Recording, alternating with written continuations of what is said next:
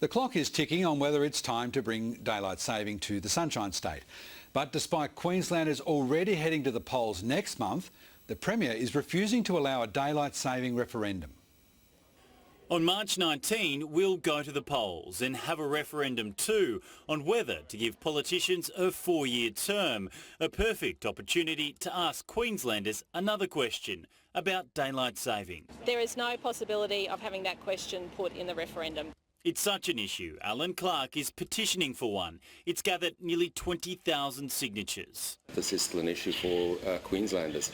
The Sunshine Coast doctor says, like other Queenslanders, he just wants to have his say. The government still refuses to let us have our say, and that's the reason, just to keep it still in the eyes of the politicians. I've made it very clear in relation to the issue of daylight saving, I'm about uniting Queensland, not dividing Queensland. In 1992, Queensland held a referendum on the issue. Back then, only 40% supported the change, but the pendulum has since swung in favour.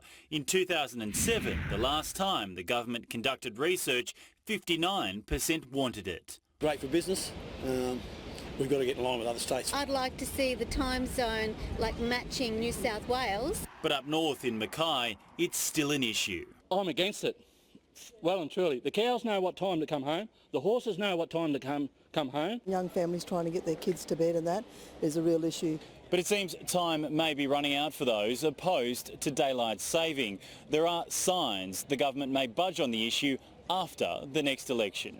This term of government, my focus is clearly on uniting Queenslanders. Shannon Marshall-McCormack, 9 News.